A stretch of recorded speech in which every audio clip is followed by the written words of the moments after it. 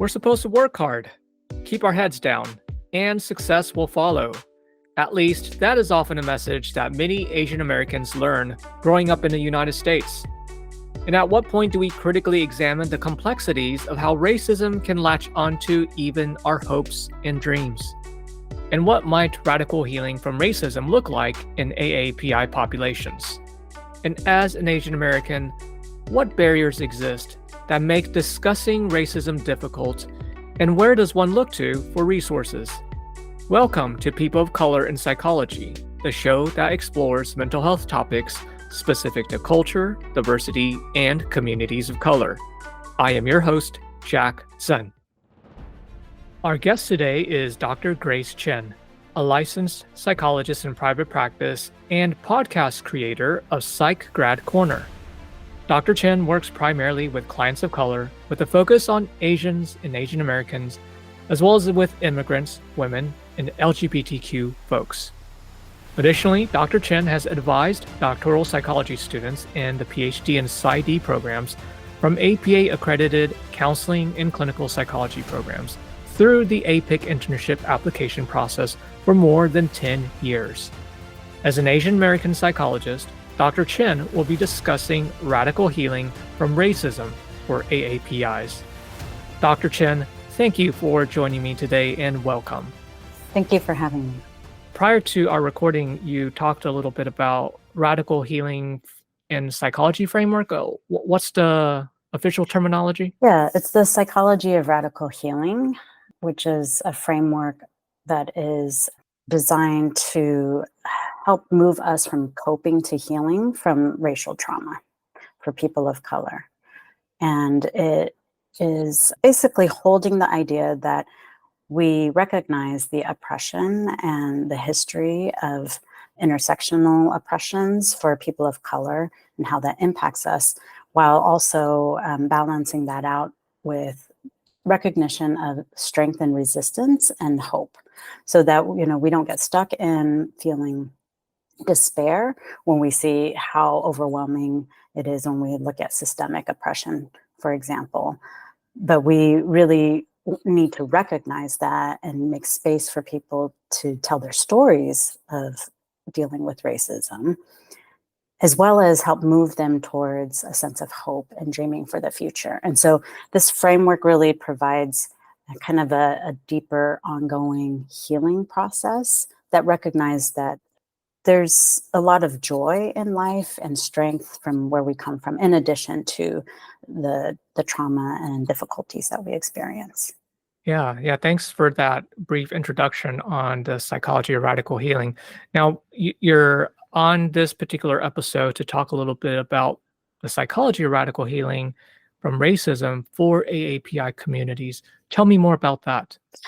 Yeah, well, before I move on to the AAPI part of this work, a key tenet to this framework is that this healing, we really need to think of it from a collective perspective, that we're not doing this as individuals. And it really taps into the strength of our communities and the importance of being connected with others as we go through healing. Oh, thanks for pointing that out. That's such an important piece to convey here, because when I think about this, I think about individual work. You're saying collective work. So when you say collective work, are you talking about reaching out to my colleagues and say AAPI or allies, say, hey, this is psychology radical healing. How do I involve them? Is that what you mean by collective healing? Well, it really taps into the strength that already exists in a lot of communities of color, right? A lot of Asian ethnic communities are very collective in nature. Same with African American communities and Latino communities. So that's something that you're tapping into the existing strengths that our communities have. And it's really highlighting the importance of connection, which I think in general in psychology, that is part of how we can move in this world and manage all the difficulties of life, is being connected to others. But this framework really highlights oh, right, we don't have to do this alone. Now, in practice, that means, yes, I can help my individual clients and kind of help them think about, yes, you've gone through these difficulties, and these are the strengths of the ancestors that come before you, whether they're from your own family or from your community. And I also encourage them to connect with other people who maybe have similar experiences or who can understand that, that part of their healing means they need more support, right? And to be more connected with other folks and getting, whether that's, through friends and family or through organizations, for example. It's like in many ways, when you're describing that scenario, it's really reaching out beyond just my immediate social circle. I'm Yeah. also reaching out to other communities or communities that I may not have encountered on a regular basis, yet I understand that this particular community have faced a lot of oppression and racism. Mhm. Yeah, and one of the things that I've been working on is a community-based group intervention. And I'm working with some Asian American psychologists on this, Dr. Annie Saw, Dr. Sherry Wang, and almost about to be Dr. Andy Lee. And this is funded by the California Department of Social Services, and it's called the Transformative Grant. And it was a way to address a lot of the anti-Asian racism that has kind of popped up since COVID started, right? And the idea of this intervention is that it's group-based. It's also provided by community organizations. This is in LA County. And the facilitators are not necessarily mental health professionals. They're folks who work in the community, they work in the community organization. But we created a 6-week module program that is based on the psychology of radical healing. And it really takes them through this journey of storytelling, like giving voice to name the experiences of racism that they've had in their lives, and also the impact that it's had on their health, so emotional health, physical health. But through that process of just sharing and being in community with other people, and these are very specific to their ethnic groups, it really creates this healing process. And so they have space to talk about the difficulties, but then we also create space and activities for them to identify the strengths that they have individually, but also collectively as a community, and then start imagining, like, how can you create change in your own life, but also for your communities, and really get them to realize, like, oh yeah, I can be empowered to make some change to make things better. You're really walking them through the steps and even seeing that they can have an impact in their community. Mhm. And I Because should mention, yeah, it's called the HOPE program, so healing our people through engagement. So oh, wonderful. yeah, and it's really, yeah, to give people a sense of agency, but a deeper understanding that they've been seen and understood, right? That we're not just talking about, oh, we should just fight for change, but we kind of ignore the pain of the past. It's like we're trying to make space for all of it. Mm. Out of curiosity, the HOPE program, is that Mhm. a protocol that people can have access to? It's still in the developmental stages. Okay. So basically, we have an evaluation process. We went through the first round this year, and we'll have a second round this upcoming year. And the hope is, yes, at some point we can figure out how to be able to share this more widely. But it does involve a lot of training for the facilitators. So we're really trying to figure out, how do we manage this, because it's not quite so simple as picking it up and just handing it to anyone to execute. Yeah. Well, it sounds like such an exciting project. And so I take it you'll collect a lot of information, Mhm. process improvement data from this project. Right. So in leaning into the focus of our conversation today on radical healing from racism for AAPIs, can you give me some examples that you've applied that concept for your clients? Mhm. Yeah. You know, one of the things when my clients have talked about racism, their experiences of racism, uh, the one-on-one, more interpersonal experiences, yes, we make space for it. And I think what's really important is, being an Asian American psychologist, that I really acknowledge, folks' pain without questioning did it really happen? Or was it really about your race? And that is something that you will hear from a lot of clients of color when they feel invalidated, when they talk about racism. And, when the Atlanta shootings happened, I checked in with all of my Asian American female clients, like, how are you feeling? And, had to process through a lot of things with folks who have felt they have been objectified, gendered racism. It was a very common experience, unfortunately, but I named it for them, right, to give them space to talk about it. But then we also talked about, what has helped them kind of heal and deal with that kind of pain. And we just talk about it directly. It's like, well, having a therapist like you who understands, that's really helpful. And then I point out, all the things that, the strengths that they have, and, how do they try to make things different in the spaces that they're in. So even if it's not directly related to, sexual assault or sexual harassment, it's, being really supportive of other Asian American women in my workspace, right? So kind of dealing with gendered racism and really kind of creating that support because of their understanding. And I help them connect, like, yeah, this is part of the healing, like knowing what can you do because you are aware that this happens not only to you, but other Asian Americans. Wow. No, it really pulls together these threads. It impacts the client individually. It also empowers them to make change in their work setting. Mm-hmm. Hey, speak up for your colleague who is also Asian American woman. Mm-hmm. Be attuned to some of the issues that are happening at work. Mm-hmm. Yeah. So shifting gears a little bit, I mean, you're also leading this Hope program. You're also the producer and creator of the PsychRack Corner podcast. So, how did you get into all this work? Can you share with us any memorable events and circumstances that got you here? Well, so many different things in life have led me here. Starting grad school, I was always interested in Asian Americans and racial identity and dealing with racism. And I think part of that comes from just my personal upbringing.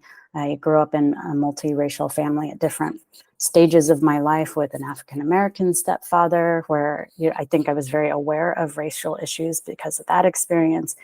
But then a white stepfather later on who was very much trying to take a colorblind approach to race, where I'm just like, oh my goodness, like, Oh gosh. talk about not feeling seen. It's like, well, you're just Grace. It's like, yeah, well, I experienced Grace being, stereotyped all the time, always assumed I'm not from the US kind of experience. So I think my racial consciousness was pretty high, just given my personal experiences. But the thing is, when I started grad school, psychology, when it did talk about anything related to Asian Americans, was still very focused on acculturation issues, ethnic identity, which is, important stuff. But there was very little talked about in terms of racial identity, which is separate from ethnic identity and racism. Like, we just didn't even talk about racism. So that has just been a focus for me and my studies. And at the time, there were very few folks who did that kind of work. So I've been connected to those folks from my grad school days. And luckily, a lot more people in the field are dealing with racism in their studies for research for Asian Americans. But that also meant I really looked to Black American psychologists, scholars, right? Because that's where the research was at. Looking at womanism, like gendered racism, that's Black feminism. So that's informed a lot of my work. And so the way I got involved with the Psychology of Radical Healing project was through Dr. Helen Neville, who has a colorblind racial attitude scale out there. So, so she brought together a multiracial team of psychologists to create this framework.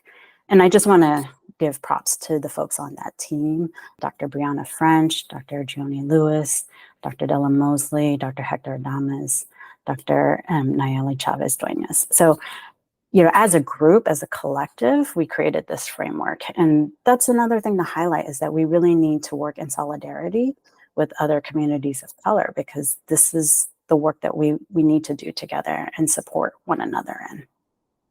Yeah. So it's such a great example in terms of using community efforts and Yeah. experiences to really bring these issues up to surface. And Mhm. as you're talking about your personal experience, I also had a reaction, during my time when I was in grad school. The concept of Asian Americans experiencing racism wasn't really talked about. Yeah. And, I had a question today, just you bringing it up. I wonder why that is, Mm. and I'm sure your thoughts are going to be a little bit different than mine. So I'm curious, why do you think that may have been? Well, I think a couple reasons. One, I think it goes back to the model minority myth of kind of assuming that Asian Americans don't experience adversity, period, in the U.S., or that we don't experience racism. And a lot of it is just how the U.S. culture manages racial hierarchy. And historically, Asians have been pitted against other communities of color, and we've kind of been in the middle. And for survival's sake, some Asian folks have tried to like become white, like legally. If we look at even US history and laws in terms of getting access to education, for example. So I think this precarious in between position of how Asian Americans are leveraged, I think makes it easy to not consider them when we talk about racism and oppression. The second thing is, I think psychology has always been behind in really thinking about context, social, political, cultural context, history of racism, and bringing in understandings of all the various isms. And so I think it's just not addressed. It also feels maybe safer to talk about culture versus race in psychology. And I think that's what happens a lot Yeah. in terms of ignoring, Asian Americans dealing with I racism. can yeah, I can totally see that. It is I'm also having thoughts about, well, there is this, I wouldn't say minimization process that happens, but more so, well, you know, African Americans and Latinx populations experience far worse Hmm. oppression and racism. So we better not say anything Yes. or Yeah. speak up, Yeah. There's definitely that, as I'm thinking about that as another Yes. layer. Yeah. Yes. Yeah. Well, and as a population, Asian Americans, we are still more immigrants than not. And so I think just like racial consciousness is not really there for a lot of immigrant populations. Part of it is they're just in survival mode, right? I'm just trying to Yeah. make it in this country that we've moved to. And so I think there becomes a very like, it is what it is, or that's a small price to pay in coming to this country. And exactly what you said, it's not as bad as, right? Then we get into oppression Olympics. Well, it's not as bad. I don't need to bring attention to it Mhm. and I can And deal then with we're it. caught, yeah, and then It we're could be caught in this. worse. Yes. Yeah. Yeah. Yeah. That actually perpetuates Oh, racism. I was just Yeah. about to say that. Yes, Yeah, yes. exactly. So in thinking about your career as a woman of color, what were some challenges that you faced and overcame that you would be willing to share? It was really hard to find Asian American mentors in psychology going through grad school, especially given what I've just mentioned about my interest in racial identity and racism. It was just hard for me to figure out where those folks were. I'm sure there were some folks out there. I just didn't know how to access those folks. And, I did have an Asian American male advisor when I first started grad school, and that was helpful. But then he left after my first year. And so I was kind of left hanging, figuring out everything.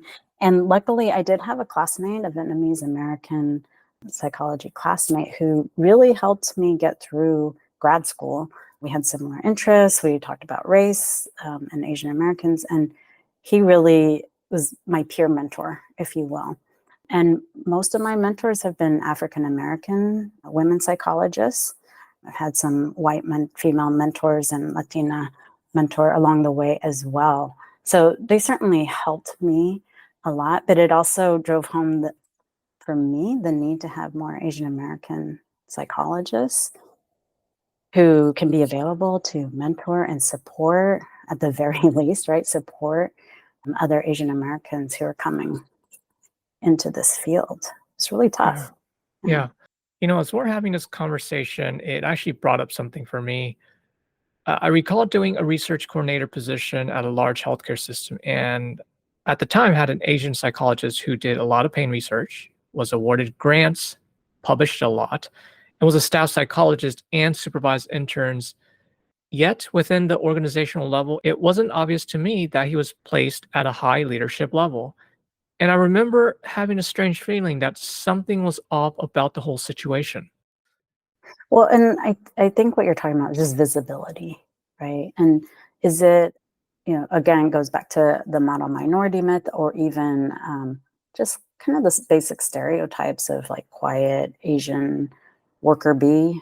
Basically, you're good at doing the work, but not leadership material. And a lot of that's cultural in terms of what's valued as for leadership. But I think that's probably one of the reasons you're doing this podcast, right? Is to highlight the work of psychologists of color, that we're out here doing the Oh, work, yeah. Oh, right? yes, we're out here. Yeah. When you see advertising material for continuing education courses or anything like that, well, Yes. there's not a lot of Hmm. representation from Hmm. people of color, Yeah. which leads me to actually ask this for you. What does it mean? Because we're talking about visibility. For you, what does it mean to be a Chinese American or Asian American psychologist? Yeah. Well, coming onto your podcast, there is part of me that's like, oh, I don't like being visible. It's like, and I think a lot of it is just how we're socialized and how I was socialized. Even though I actually have a very outspoken Chinese mother, but still, it's not a comfortable space for me. But ultimately, what has been really important to me as an Asian American psychologist is to provide a healing space for Asians and Asian Americans where they don't have to explain themselves so much. They don't have to explain their family life or their cultural background so much, that they can really focus on the thing that is really salient to them. And yet, I am taking into consideration all those cultural factors and helping them name it, or family cultural factors. And it really is powerful. And I've heard from clients, maybe they had to transition to another therapist, but then they check in and they're just like, this new therapist is like going through this checklist, basically asking me about my ethnic background. It's like, that's not what I want to talk about right now. But they're educating that new therapist about their background. And so that is something that is really important to me, is to provide that space, that this work is the work I'm doing. It's for you as an Asian American client. Yeah, and the space isn't, and as you're talking about that, the space is very open, very fluid. Yeah, Right. I'll get a sense of maybe if she wants to talk about her boyfriend or something, or Right. Exactly. whatever. Right. I don't need to ask about this. Then there's also the counter argument too. Is gosh, it's like how do we incorporate allyship? Because let's say because right, there's not enough AAPI psychologists. Mhm. So even from thinking from the perspective of non-AAPI psychologists being able to work with AAPI populations. Mm. Anyways, that's just a thought. Mhm. That's maybe Mhm. detracting from the question. Mm. Um, yeah, is there? Well, No, go ahead. I mean, before I comment on that particular piece, one of the things I really want to provide for my clients is just more possibilities. Mm, Really supporting them to think outside the box, that they can go beyond stereotypes or even family pressures, whether they're implicit or explicit, about what they can or can't be doing in life, or how they can or can't be feeling. And that really, it's like you figure out where you want to be, how you want to be in this world. And so that's kind of my goal as an Asian American psychologist, is really freeing up those possibilities, because I think a mm. lot of folks feel stuck with obligation or conflict, and I really try to help them explore, well, what are variations of what you feel like your obligation is to your family. Yeah, it's also very consistent with your message of radical healing because we're often taught to pursue this achievement-oriented goals, and that Yes. actually, again, within the confines of a racist structure, Hmm. you work, we Yes. want your labor, but Yes. then, yeah, Right. If you're always working towards achievement, but you're not acknowledging, the struggles or the pain of where you're coming from, it's a never-ending process of trying to achieve something that you're actually not going to get because you haven't dealt with some other stuff. yeah. Right. Well, what an important point there. Yeah. So, Dr. Chen, how can we support you? I just want to encourage, you know, other healers, whatever you're doing in your work, especially with communities of color, is to keep doing the work that we're all contributing in our own ways and collectively, we're providing the healing space for folks. And that, my message really is like, this is ongoing work. It's bigger than the individual therapy room. It's bigger than psychology itself. I think the one thing I wanted to say about non-API allies is do more reading, do more watching of shows or documentaries, do the work that's outside of psychology, because psychology in and of itself is not going to be enough for us to do this important work. That's what has informed a lot of my work, is like as a young kid, reading lots of stories from so many different perspectives. There were very few, from an Asian or Asian American perspective. So I got a lot of perspective from a lot of different other cultural and ethnic worldviews. And that's what's important, right? It's like if we're psychologists, it's all about the stories of, each person and how we get here in our communities. So you got to read more stories so you can have a deeper understanding that we're not putting it so much on our clients to educate us about their cultural background, And that's a lot of the work. That's how you can support me, is like join the work, do more of the work if you're already doing it, support one another. We don't have to be in competition with one another. We can all work towards similar things. Yeah. Yeah. And Dr. Chen, any final thoughts? I just appreciate you making the space for this conversation. And I hope this gets folks thinking creatively and dreaming bigger, that, you can do a lot of kinds of work that's outside the individual therapy room, outside the research, collaborate with folks, connect with folks. And, we're all contributing in our own ways. And that does count for something. Yeah. Well, Dr. Chen, thank you so much for being on our podcast. No, you're welcome. A huge thank you to our listeners. If you enjoyed this episode, please share and subscribe to People of Color in Psychology. You can also support us by registering for continuing education courses or making a one-time donation on the Multicultural Counseling Institute's website. Their feedback is important to us, so feel free to send an email, a message on LinkedIn, or leave a voice message on our website. Until next time, this is your host, Jack Chen.